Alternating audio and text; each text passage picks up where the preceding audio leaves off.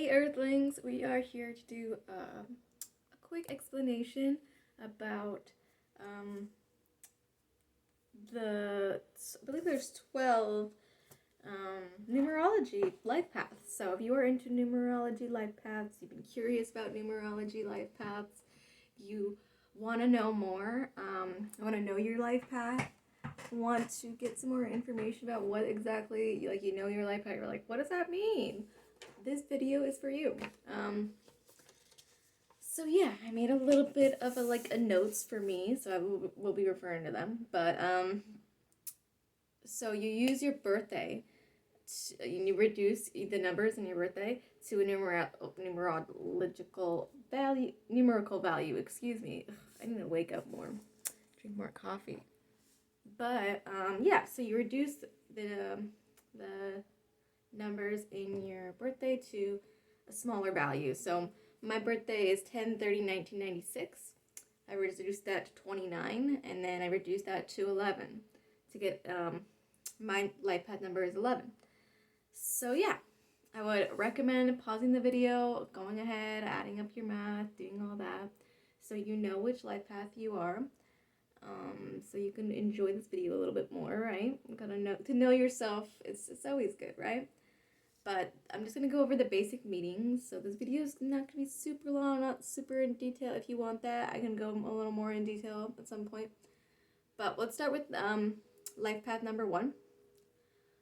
This is about the leader, somebody who is ruled by the sun, very independent, strong, determined, ambitious. Does have the tendencies to be a little bit self-centered or bored easily.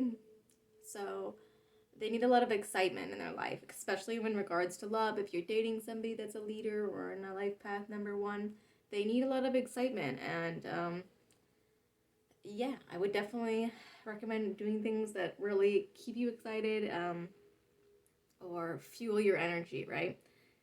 Typically, the leaders are a little bit more extroverted. It doesn't always have to be the case because they're very independent, but definitely ruled by the sun. So if there's like solar eclipses like we just had, or like any other like sun events, I would definitely like pay attention to that. Sometimes solar flares probably will affect this person a little bit more. Also, obviously, if you once you start getting really in the numerology, you start seeing your life path number everywhere. So if you see ones, I mean, it might be a little bit something for you to like pay attention what is going on in your life when it's happening, when you're seeing certain synchronicities, right? But yeah, so that is everybody who is on life path number 1. Let's get into life path number 2. It's the mediator. So somebody who loves peace, right? And has a strong desire for harmony, for things to be simpatico, you know? Very sensitive and diplomatic. So always trying to like worry about other people, their feelings, how to keep things calm, what they can do to keep the peace, kind of a vibe. They're ruled by the moon, so with that, very sensitive, very emotional, very intuitive. They have a tendency to be a little bit passive aggressive. So if you're dealing with somebody that's a life path 2, you might interact with that. Or if you're like, this is my problem, I'm always passive aggressive, it might be because you're a life path 2. Or not like, you know, they are always, not always related, but like they have a tendency, these characters show up, right? They also have a tendency to be a little bit too dependent on other people. They're people around them mostly. I would say if it's a mediator, like in a family situation, they're very dependent on their family. But let's see what else I add right now. And they can bend over backwards for the people that they love.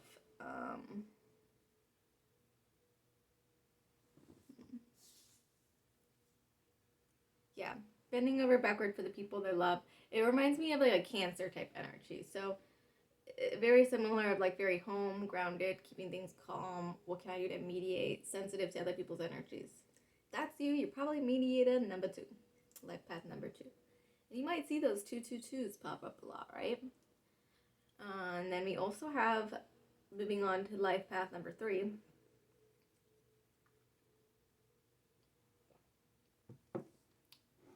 Somebody who is very, they just refer us to the friendly person.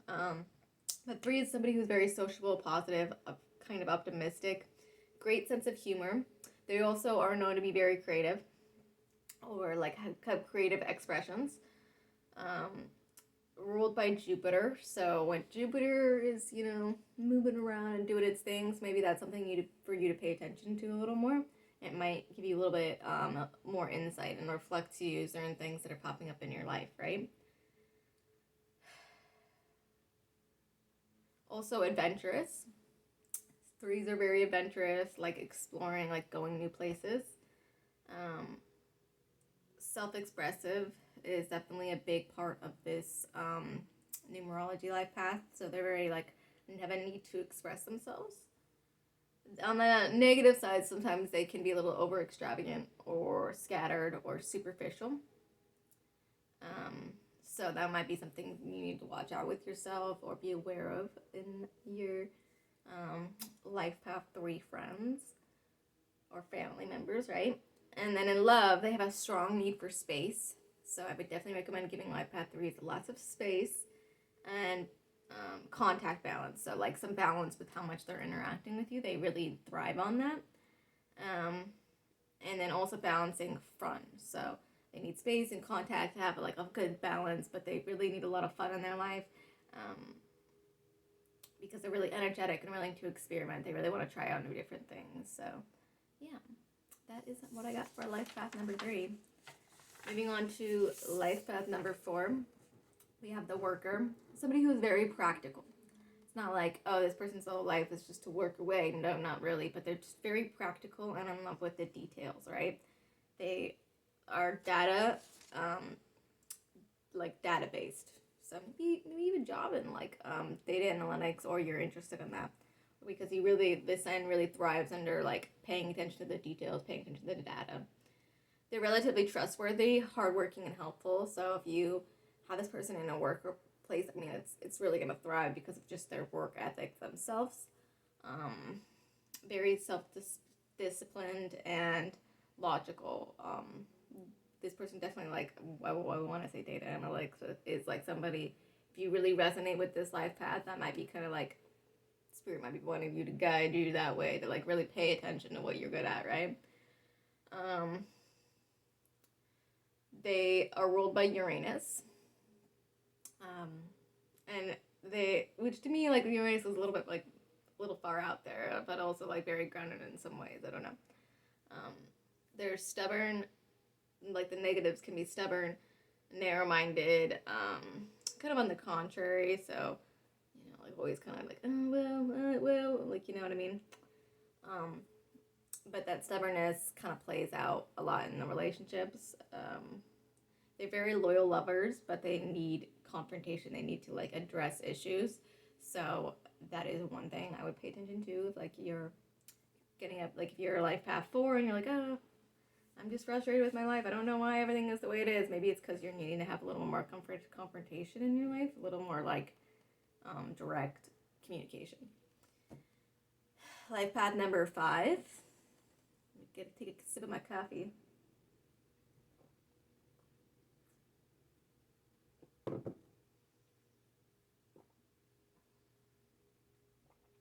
So that's about freedom lover.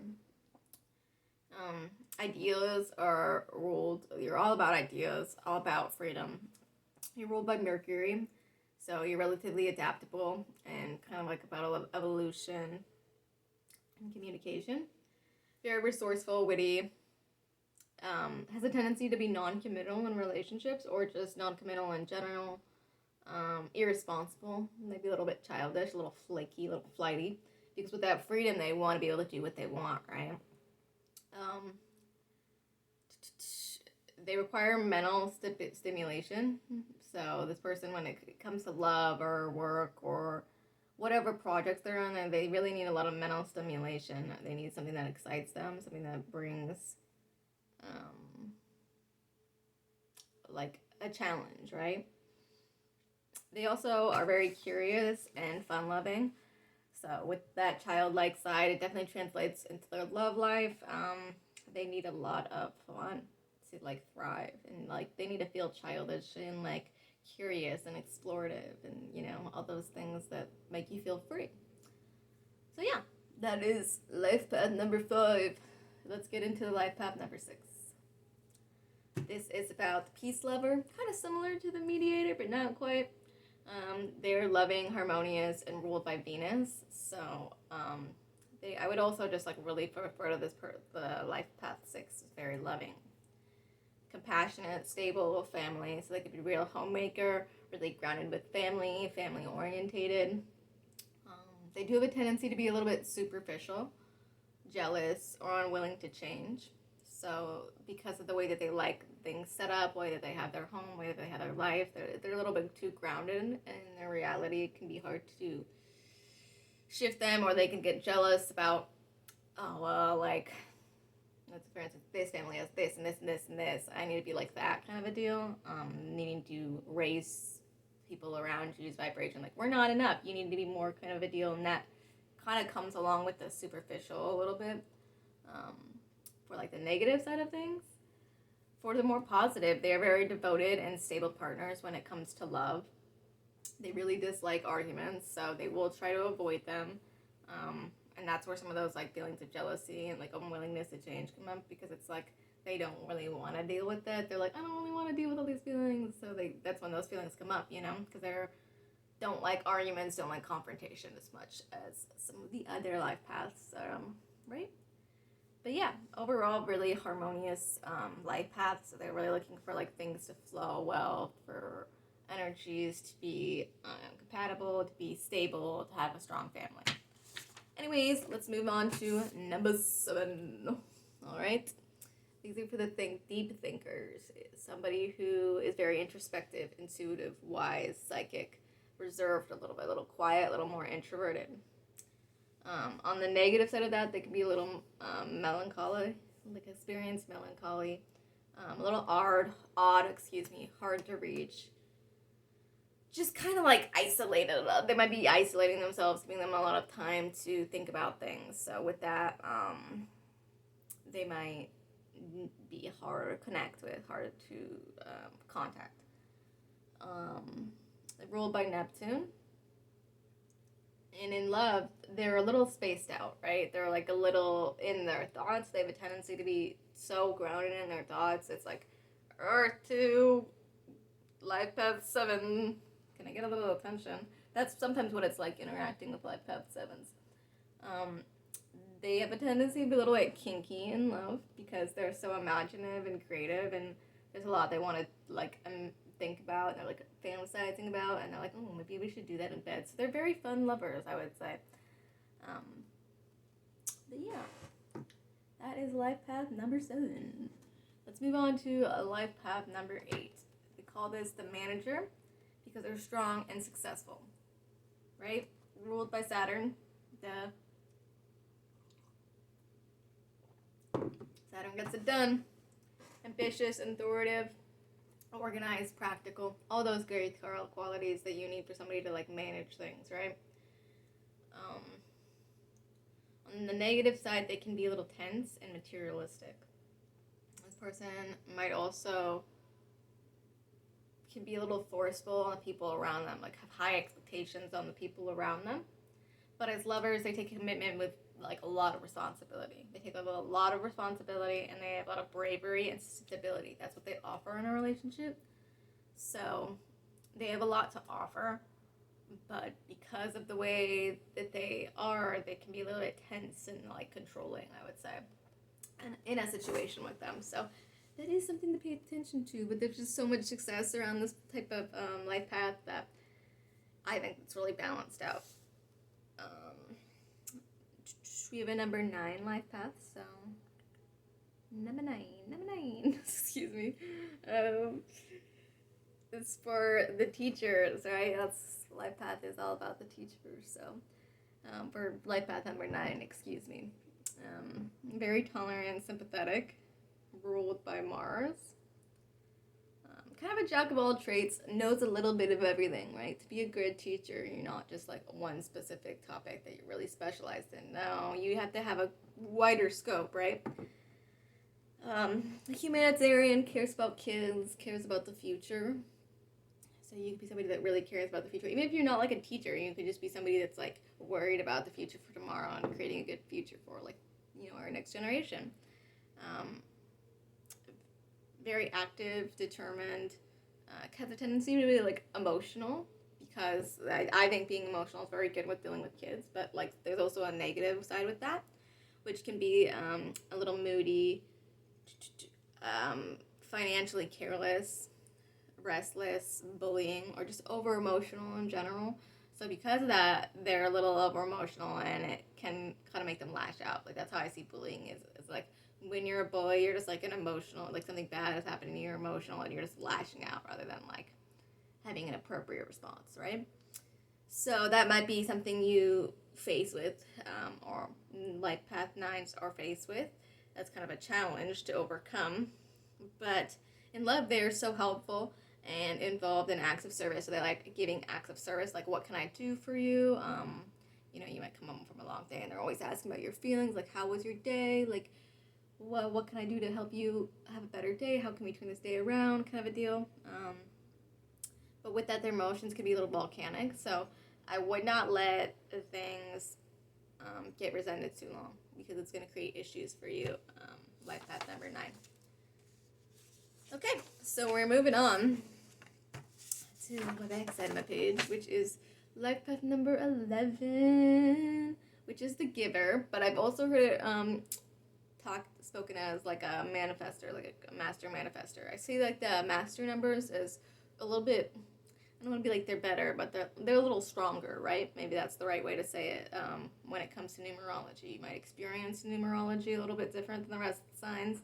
When it comes to the master numbers, you just might really see like numerology in your life a little bit stronger. That's just how I personally experience numerology, like as a life path at 11. I'm always, when I was a kid, I used to see 11:11 on the clock, like every time I go to the kitchen. And it's like a very specific memory I have, right? And I see 11s a lot, and 4 11s, and like or 4 1s, I don't know, something with that too. So how that numerology shows up with everybody's going to be very specific to your own life path, and then also like if you're into astrology, some of that stuff, and just like how you exist, how you comprehend things, different, how you receive things, right? But back to what I was saying with life path number 11, it's the giver, or also a manifestor is how I know it to be. A very innovative innovator with a humanitarian streak. Is that like a specific chunk that I got that I really agree with? An innovator with a humanitarian streak. So you want to change things for tomorrow. You're trying to make things better for tomorrow. Thinking, what can I do that will change things, innovate things, so people tomorrow have a better life. Very intuitive, very idealistic, accepting of other people. That's probably one of your biggest qualities that people love you for. You're very accepting, just naturally with your energy. Tolerant, so you're very tolerant of different types of people, different ways of thinking, and considerate of others. So very like, oh, what is going on with this person? What are they doing? Are they doing okay? Like, I mean, you're the giver, so you're gonna be giving, right? But the tendencies that can be a little bit negative on this life path could be dependent, manipulative, overly sensitive. So I would definitely be aware of those. I see all those 3 pop up in my life, and I think being aware of where your negatives are is a lot easier than trying to deny them or not know. So it's better to be aware of where things can turn a little bit or just know your dark side, know your shadow self. So yeah, but when it comes to love, they are romantic idealists. So hopeless romantic, definitely I can vouch for that for me. But they see the good in people. I'm really good at that. I'm really good at seeing the good in people. But no, I would say I definitely am. I can see the good in anybody. And they hold on to the people that I really care about. So I would also vouch for that to be very true. I'm very protective and caring about the people that are really those few. They really be getting my love. They really be getting all my love, And then masters of compromise. So they're all about compromise, keeping things what can we do that's going to benefit everybody? How can we benefit everybody? How can I create a future where more people are benefited, right? Excuse me, itchy nose. my allergy medication, but no, it's not enough. It's not doing the thing. Anyways, life path 11. Right? It's 11s. If you're 11, you know. Also, I would definitely recommend if you're like a master number, I would really get into manifesting and writing and seeing how you can create your own reality, because it's definitely part of the master numbers, like life path, is to be like creating your own reality. Because life path number 22 is the master builder, which everyone I know that is a master builder, like life path 22, they are master, like they are manifestors, but like they're building manifestors, like they're like building that shit. They're not just like, you know, like, oh, I manifested that and made it happen, but like they're like, no, I created it, you know. It's a different vibe, but you see, when you see it, you know it. They're idealists, so similar to life path 11s, but they're visionaries who are very grounded, wise, and intense. They're very passionate. Their energy comes from being very passionate, resourceful, and an achiever. Once they set their mind to something, they're going to do it. They're going to go out and claim that and do it. With the negatives, though, they can be a little dramatic because they're so passionate, so caught up in their emotions, so fueled by their emotions, right? They can also be a little bit destructive, so if they're not happy in a situation, they will tear it down. Because they're like, we built it, well, I'm gonna tear it down, you know what I mean, kind of vibe. And then they have a tendency to also be a little over emotional. Just with their emotions, they can kind of get a little bit out of bounds, right? And in love, they're very all or nothing intense. So they're like, love you, care about you, want to make everything happen, or they don't. They're turning the cheek, you know. They're like, I don't want to see that person. But yeah, I hope you guys like this video. A little bit different than I normally do. I want to really start doing videos that are not just tarot and not just like one thing, but really like for the community of people who are more spiritual, for people who like have a different ways of expressing their spirituality. Like I really like herbalism, I really like tarot and divination. I can never say this word out loud. Divination. But I also really like numerology and like learning about different things. Astrology is something that's really important to me, but I'm not super great with like all the different aspects and houses. So I don't know if that's something I'm going to try to learn and get a little more information on and take back to you. If you guys are interested in like more astrology, I could put something together for that.